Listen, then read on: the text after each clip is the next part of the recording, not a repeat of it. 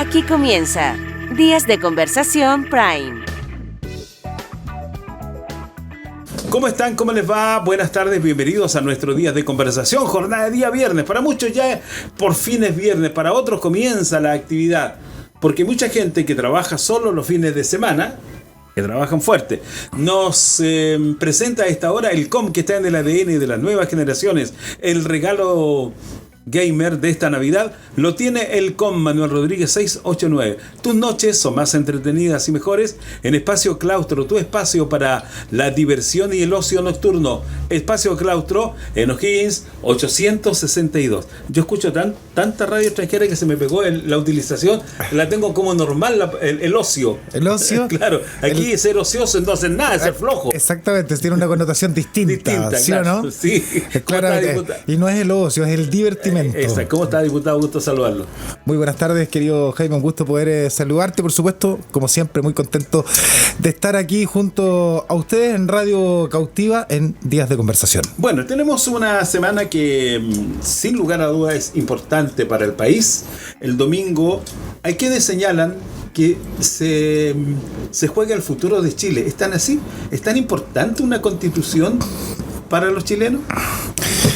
Yo no tengo duda de que si hay algo que es importante, dadas las características además de nuestro país, es cuál es la imagen que proyectamos a nivel internacional. En primer término, dadas las características de nuestra economía, dadas las características de la estructura de nuestra sociedad, somos un país que interactúa permanentemente en el concierto regional, me refiero al continente. Sí, correcto. Y por supuesto también en el concierto internacional. Siempre hemos tenido un rol destacado como país. Y si pensamos en el futuro, si pensamos en el desarrollo, si pensamos en las nuevas generaciones, indudablemente que este proceso tiene por objetivo precisamente el otorgar la claridad y la certeza necesaria y obligatoria para el futuro de Chile, de nuestra sociedad y de nuestra familia. Lo digo con mucha responsabilidad. Creo que he señalado en la introducción el que efectivamente nosotros en los últimos indudablemente 70 años hemos ido avanzando de manera importante en cómo hemos construido las características de nuestro país y de nuestra sociedad. Nos hemos ganado a costa de mucho esfuerzo, trabajo de todos los chilenos y las chilenas. Todos. Nos hemos ganado un lugar de prestigio a nivel internacional, y yo creo que este es el minuto en que ratifiquemos que efectivamente tenemos la característica de una sociedad madura y con la seriedad necesaria para enfrentar los desafíos que tenemos por delante. Y el tener una nueva y buena constitución se constituye en ese pilar fundamental, en esa piedra angular que va a permitir el que nos encaminemos de la mejor manera posible hacia los desafíos, insisto, que tenemos por delante como país y como sociedad. De aprobarse este proyecto el día domingo, ustedes en el Congreso van a tener más pega, porque a partir de marzo ya deben comenzar a construir esta constitución, formulando leyes, modificando, porque el país no se detiene, porque hay que tener un hecho claro. Sea cual sea el resultado, las leyes se mantienen, pero sí tienen que ir haciendo, en el caso de que gane la opción de cambiar la Constitución, la pega aumenta en el Parlamento. Así es, y va a ser desafiante, porque claro, efectivamente teniendo una nueva Constitución, parte importante del trabajo legislativo va a estar dado en dos frentes. Uno, en resolver los problemas más urgentes y más importantes que tenemos como país, indudablemente. Y por un carril paralelo va a tener que correr todo el proceso legislativo, ¿cierto?, de ese marco normativo que le va a dar cuerpo, que le va a dar estructura a la nueva Constitución. Pero es desafiante y va a ser importante porque además esta nueva Constitución, por ejemplo, crea estructura. Hay un comité, por ejemplo, que va a supervisar permanentemente, claro, para dar cuenta de la gestión legislativa nuestra, de los parlamentarios. O sea, vamos a tener un ente control, que va a tener un control para saber si los diputados y los senadores hacemos la pega, cuán eficiente somos en la tramitación legislativa de las distintas iniciativas, y eso va a permitir que vayamos chicoteando los caracoles en el Congreso para que las leyes no se vayan quedando dormidas en el tiempo. Yo en lo personal, creo que sería muy interesante que nosotros ampliáramos la semana legislativa. Nosotros tenemos de lunes a miércoles, ¿cierto?, las sesiones ordinarias y también las comisiones. Claro. Y ya los días jueves y viernes estamos de regreso en nuestros distritos.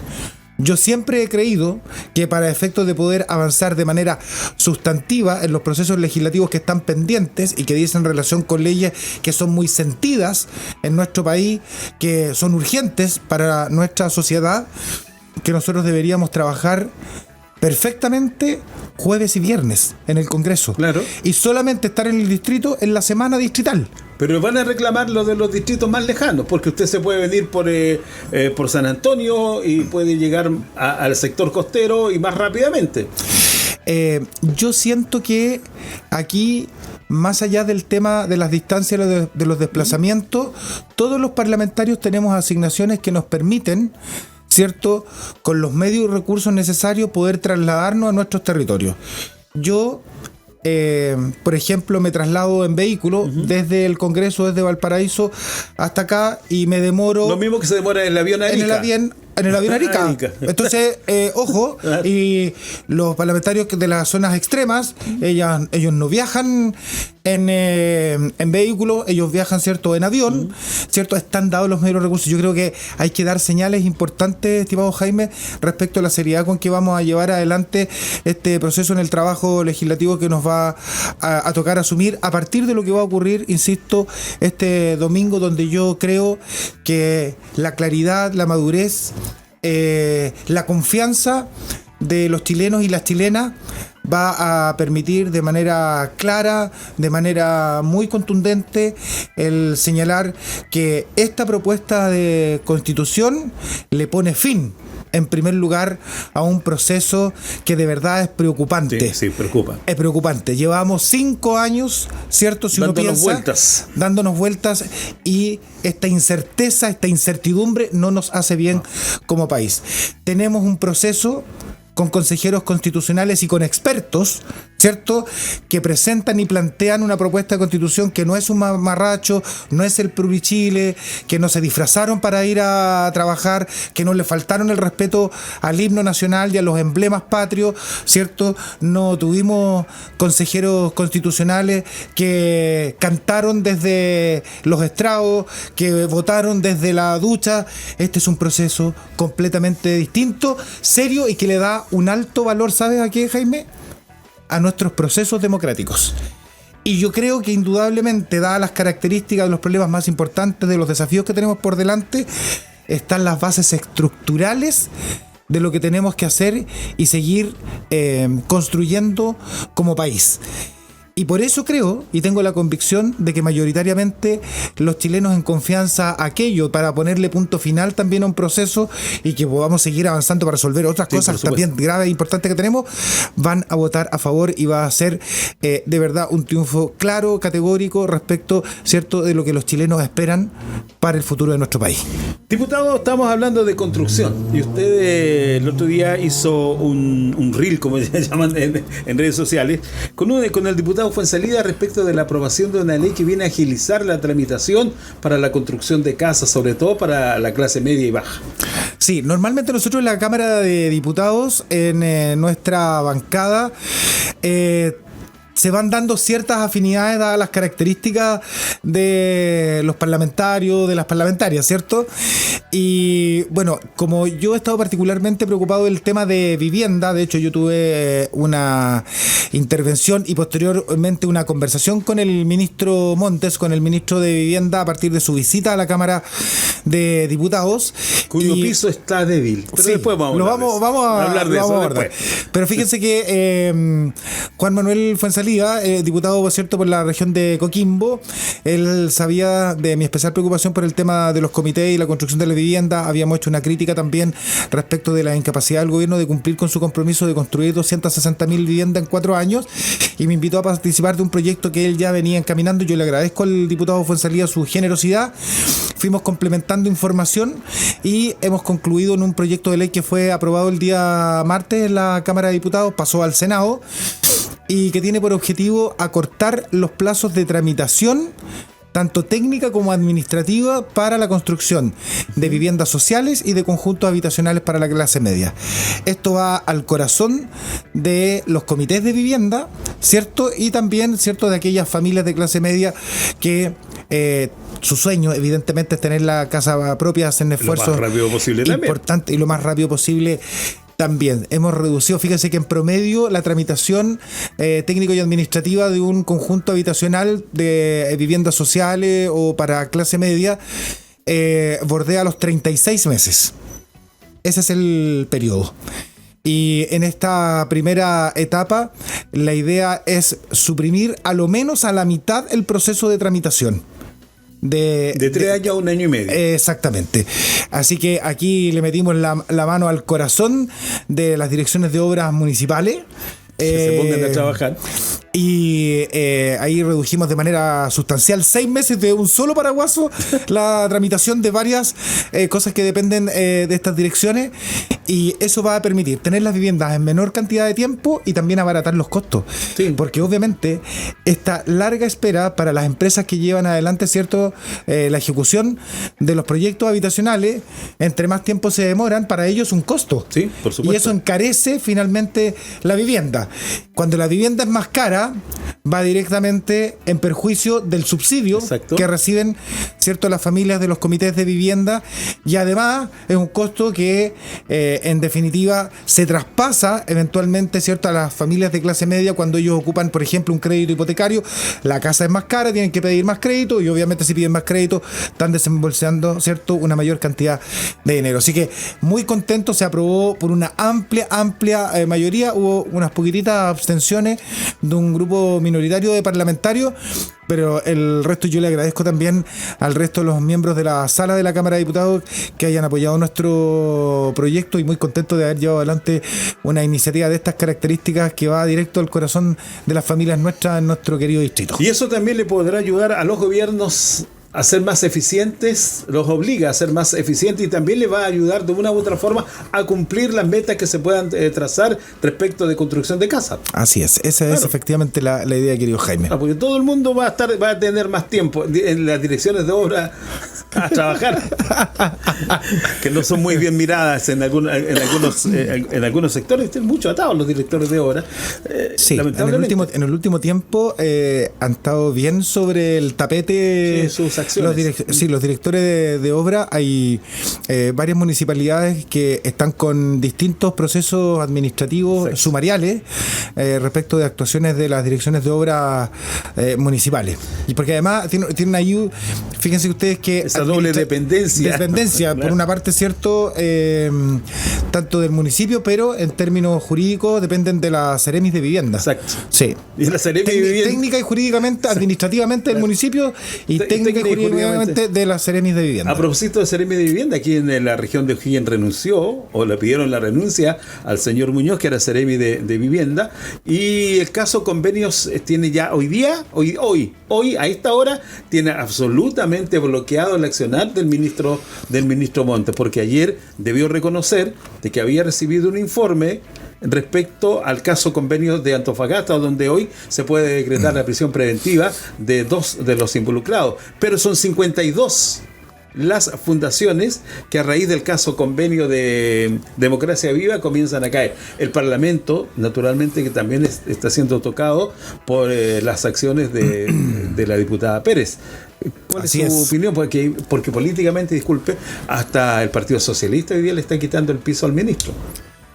Yo voy a compartir contigo, Jaime, y con quienes nos están viendo y escuchando a esta hora de la tarde, noche, aquí en San Fernando y en nuestras comunas de alrededor, donde además, cierto, a través de las distintas plataformas llegamos en una amplia cobertura. Todo acto reñido con la honestidad, la honradez y las buenas costumbres siempre tiene que ser cuestionado, siempre. Aquí no pueden haber dobles estándares. Es escandaloso lo que ha ocurrido en los últimos días, en lo que hemos conocido, por ejemplo, lo que ocurrió en la municipalidad de Vitacura, con el exalcalde Troncoso. Torrealba, el tronco Torrealba. Perdón, sí, el tronco Torrealba. No, está tan flaco Sí. que una varillita. Ahora. Así es, Sí. el tronco Torrealba. Es inadmisible con lo que hemos conocido en el último tiempo de otros alcaldes de la región de Valparaíso, ¿cierto? Sí. Que también han sido ya incluso detenidos, están imputados por actos también de corrupción, malversación de fondos públicos. Porque además de lo que en el último tiempo se ha tomado la agenda pública que dice relación con el caso convenios, todas estas situaciones dan cuenta de que estamos enfrentados a un problema que no es menor. No es menor. Más allá del atrincheramiento político de uno u otro sector para apuntar con el dedo, ¿cierto?, a aquellos que están directamente vinculados con esas autoridades o ex autoridades acusadas de delitos de corrupción y de apropiación de recursos públicos. Yo creo que hay una señal que es grave a la confianza y a la fe pública. ¿Por qué los actores públicos, políticos, los servidores públicos están permanentemente cuestionados y enfrentados a actos de corrupción? Pero es que le señalan, diputado, que yo no comparto cuando alguien me dice que la corrupción es inherente a la política. No lo comparto, no tiene por qué serlo. No, y aquí ocurren dos cosas. Porque obviamente una parte de la corrupción se da porque hay personas que se dejan corromper. Por supuesto. Pero hay otra parte que es la que en definitiva está corrompiendo. Aquí hay alguien que toma la decisión de utilizar dineros para corromper a los políticos. Pero no puede sentarse como un precedente previo o como que es parte del proceso, es parte del ejercicio de la función, que la corrupción es inherente a la política. Eso es inaceptable. Inaceptable. Y aquí hay que condenar categóricamente, venga de donde venga, el acto de corrupción sin dobleces, sin dobles estándares. Y yo en eso primero quiero ser categórico.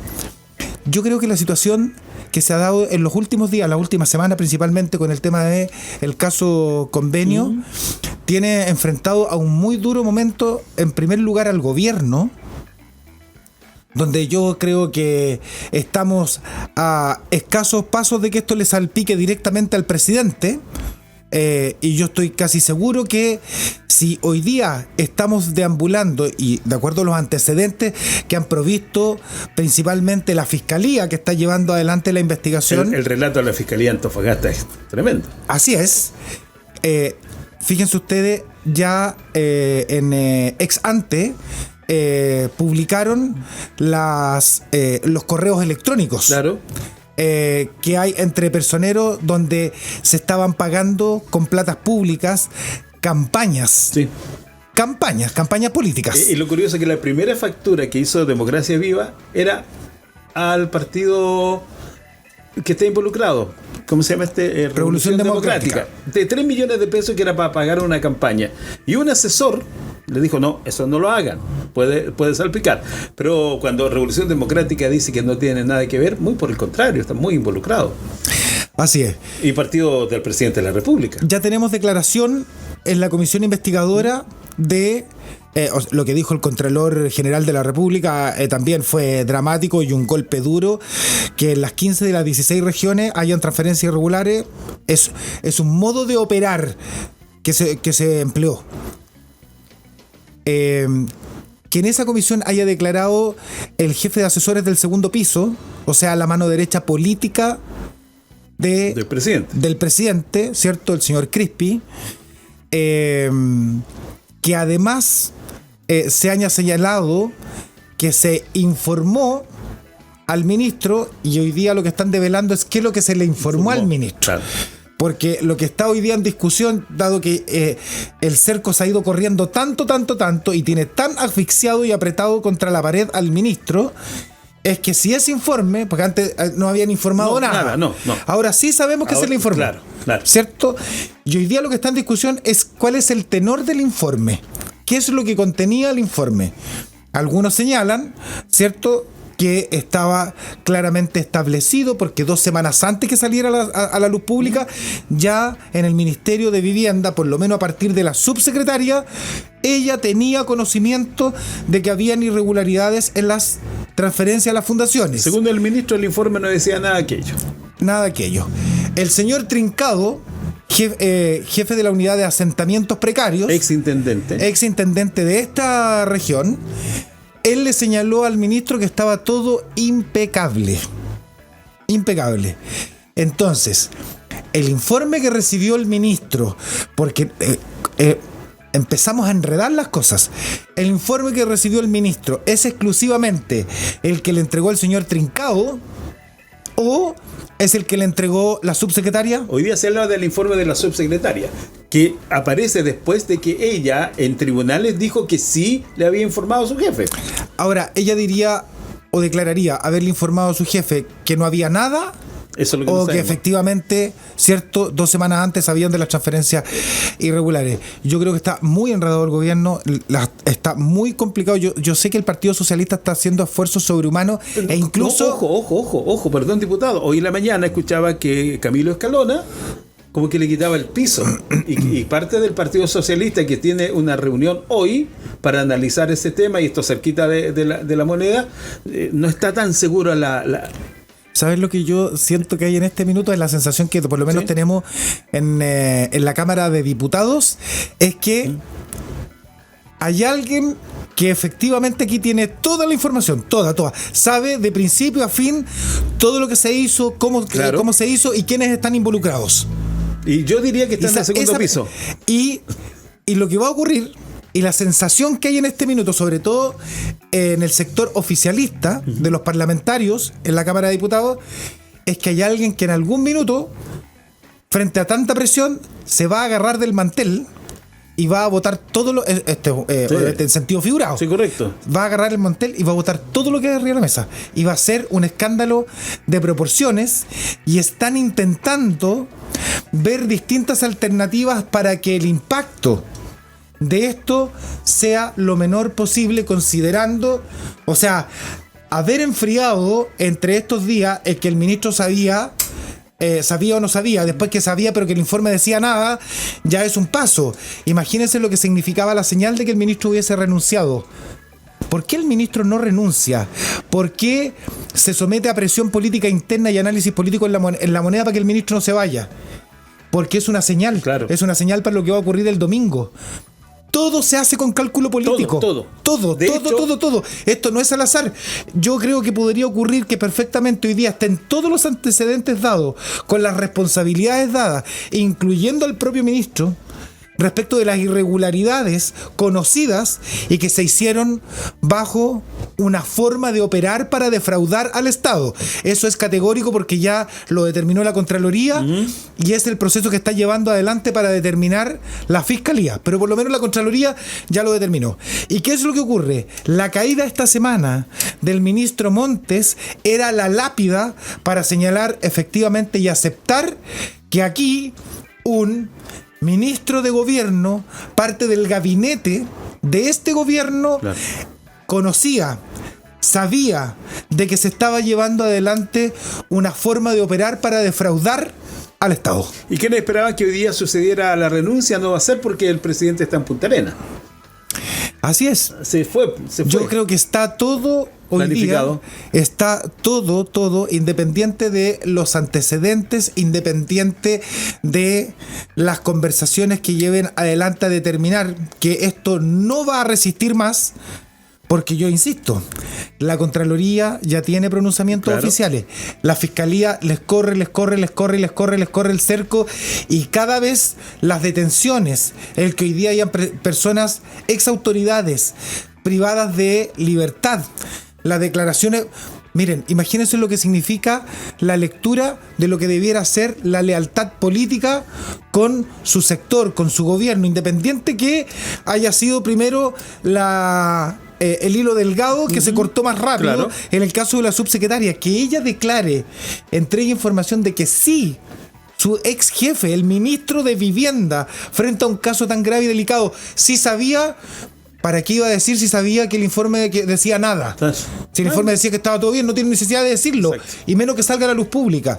Tenemos un problema grave y obviamente que yo creo que aquí el gobierno esta semana salió jugando, salió finteando, como se dice en jerga futbolera, para no comprometer aún más el complejo escenario al que están enfrentados para este día domingo. Bueno, nos anunciaron que nos quedan apenas 2 minutos. ¿Qué hay de actividades? Roma me da la impresión de que hoy es parte de la actividad. Así es. Hoy como Chento Jaime Díaz. No, está muy bien informado siempre nuestro querido Jaime. Sí, efectivamente estamos invitados a conocer. Bueno, yo conocía de antes el Colegio de Roma, No. pero vamos a ir a una vuelta, vamos a saludar al director, a los profesores y profesoras, y vamos a ir a entregarle un cariñito, un engañito navideño a los niños del kinder de ahí de la escuela de Roma. Yo tengo siempre una especial cercanía con las escuelas rurales. Yo provengo de una escuela rural, ¿cierto? En Nilahue Cornejo, en la comuna de Pumanque, así que siempre me estoy dando vueltecitas, estoy circulando